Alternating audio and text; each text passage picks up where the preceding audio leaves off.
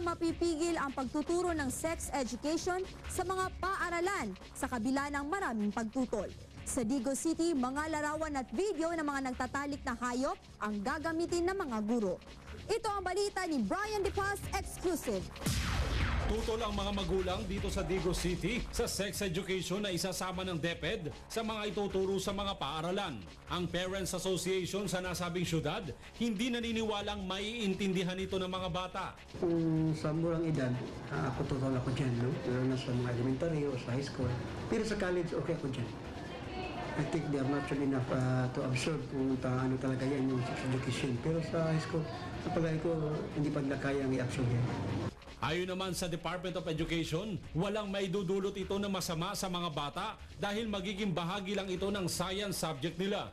Matagal nang pinag-aaralan ng mga bata ang tungkol